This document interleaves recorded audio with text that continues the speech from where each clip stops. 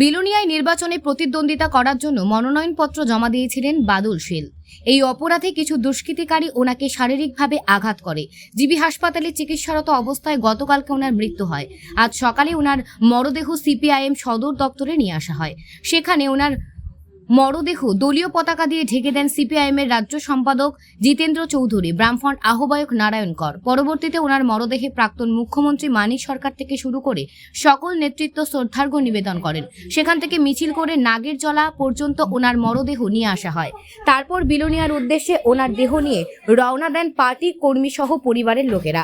এই মৃত্যু নিয়ে বলতে গিয়ে সিপিআইএম রাজ্য সম্পাদক জিতেন্দ্র চৌধুরী বলেন, ত্রিপুরা রাজ্য গণতন্ত্রের ধারাবাহিক মৃত্যু। বিজেপি সরকার প্রতিষ্ঠিত হওয়ার পর থেকে ধারাবাহিকভাবে যে গণতন্ত্রকে হত্যা করা হচ্ছে, এটা তারই প্রতিফলন। পাশাপাশি উনি বিজেপি সরকারকে লক্ষ্য করে বলেন যে দল 1.5 মাস আগে 80% ভোট পেয়ে জয়লাভ করেছে। তারা পঞ্চায়েত নির্বাচনে জনগণের মুখোমুখি হতে ভয় পাচ্ছে।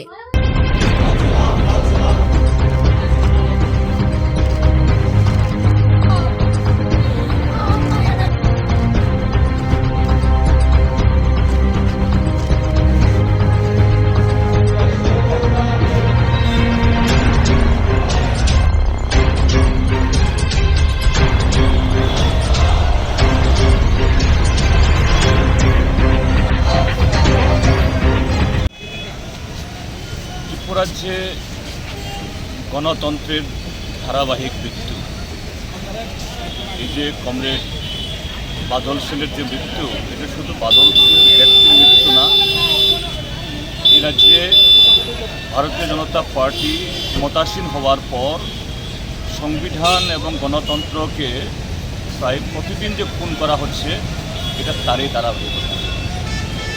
রাজ্যের মানুষ আজকে প্রত্যক্ষ করছেন যে দল মাত্র 1.5 মাস আগের ভোটে নাকি 80% ভোট পেয়ে জিতেছেন, আর সেই দল পঞ্চায়েত নির্বাচনে জনগণের সামনে দাঁড়াতে ভয় পাচ্ছে।